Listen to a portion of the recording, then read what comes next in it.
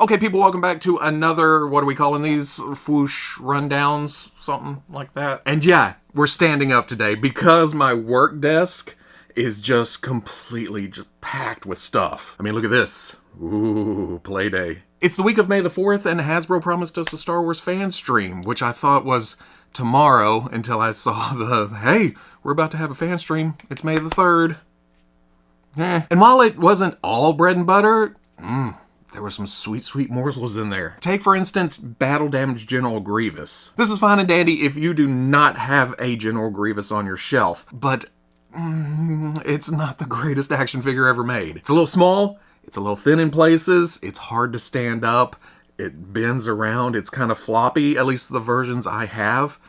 But again, if you are really hurting for a Grievous, this is passable, but if you want to put in some elbow grease, get the model kit. But they quickly moved into Knights of the Old Republic Darth Malgus, and I hate to admit this every time something Knights of the Old Republic comes up, but I'm not familiar. I'm not a fan. I'm not invested in this game at all. Which usually brings comments of, do you even call yourself a true Star Wars fan?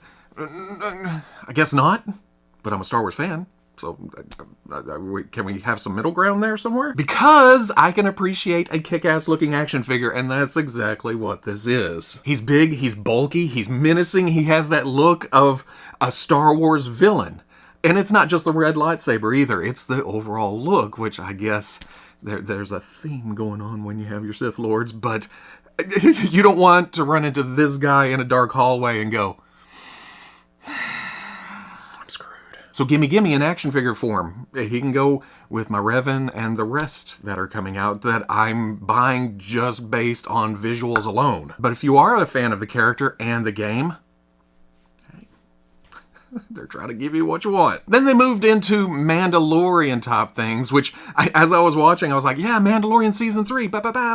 Wait, this is actually Book of Boba Fett. What's going on? But here is an updated and improved Din Djarin. Most of it's resculpted, which was direly needed. They've been running on fumes with that original body, with the off-model helmet, kind of small, and that terrible, I mean, yeah, there was a couple of things about the body, but that plastic cape that they've been dragging over the shoulder for years now, goodbye.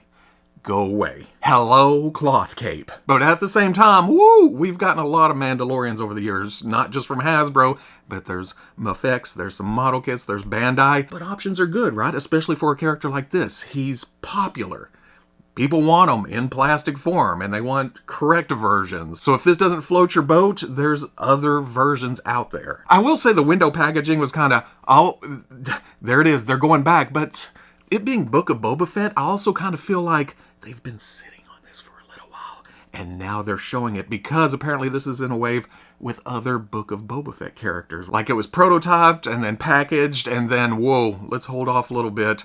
Wait until Mando Mania hits again. Have these been in the back room, and then it's time to jump back out there. Here's some window packaging. We're being good to you. Then they moved into reuse and repackaging with the Return of the Jedi Wicket and Chewbacca. And they just came out and said it. Hey, here's some new characters that we had in the retro-carded wave. We're going to put them in the mainline wave. And they say it's because, hey, you may like those boxes a little bit better, want to stack them up side by side. Most of the time, the retro waves are reuse anyways. This is just going in the opposite direction. We knew this was going to happen, either in a mainline wave or archive. Then they moved into some Clone Wars because there's another anniversary happening. Actually, has there been a super amount of product for Return of the Jedi anniversary?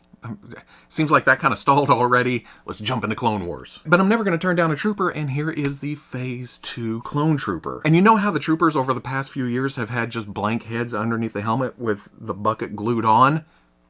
Now, they're taking that off, painting up the head. But what about all the troopers I already have that needs faces under them? Maybe if you're army building the Phase 2 clones, you'll have a bunch of extra heads that you can give to those other characters. But then you have to change some hairstyles here and there. Either way, yay, clone troopers. Then there is the Magna Guard, which I didn't know I needed as much as I did until I saw it in plastic form. Oh, I got a wish list that I can sling over my shoulder, but the Magna Guard was kind of down there.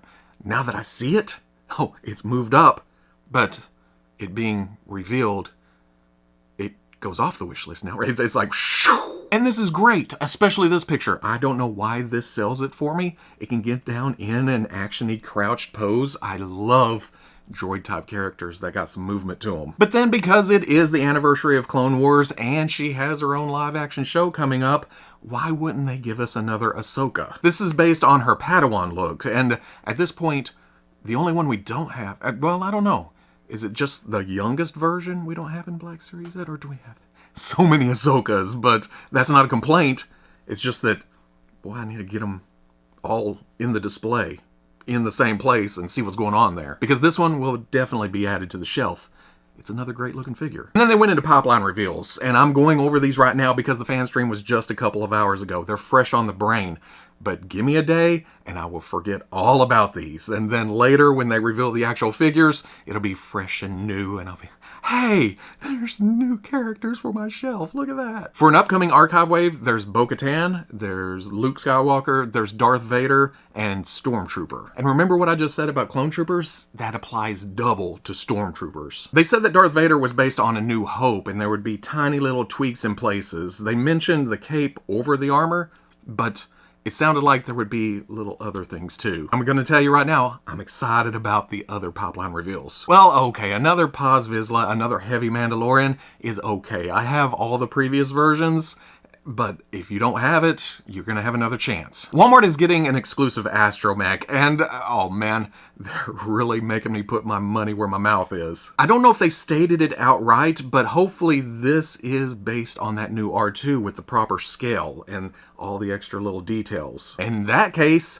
I said, give me all the repaints you want, I will buy all of them. But we've seen it before, please don't do this. Go back to the old mold just to get more astromechs out there, because this is one we haven't seen in Black Series before. If that's the case, I don't want it. Gotta think they're gonna put it on the new body, right? They gotta. Still, Walmart exclusive. The last two reveals actually made me pop. I was watching the live stream, saving pictures, and it was actually, oh, yeah! Looks like we're getting episode 1 Anakin and Padme. Ain't nothing wrong with that. I have been, well, in the thought process of making a custom Anakin in this look for years. People will take the Jawa body and put some custom head sculpts and then swap some parts out. I don't have to do that now. I can just wait for this one. And if we're getting this, pod racers would be awesome in this scale. But even if pod racers aren't in the cards, this still feels like one step closer to Sebulba. And I will take Sebulba all day, every day. Don't get me wrong, there's a lot of prequel characters and a lot of original trilogy characters that I'm still waiting for. But Sebulba. And Anakin. I'm excited about that too. And Padme, buying that, going on the shelf. But Anakin feels like it's filling a hole, you know, on the display. And that was it for Black Series. Kind of short and sweet, especially for May the 4th, but still some goodies. Some shinies to look forward to. Although I will say, I don't pay much attention to Vintage Collection, but when they showed the Ewoks cartoon Wicket and Nisa, I thought, oh, are they building up? Especially when they showed the Black Series Wicket on new card. I thought, oh, give me a Black Series Nisa, please. It would be awesome to see her in the series because, as you know, Black Series takes cartoon characters, real worlds them up. And to see her as an actual Ewok with gray fur, some white patches, a pinkish headdress of some kind, yeah, I'll take that too. That's awesome. That didn't happen. So I guess it's back to the original plan of taking an extra Wicket, popping the head off, finding a custom head of Nisa, putting it on there, repaint, and then Hasbro announcing it, because that's how it goes every time I do a custom.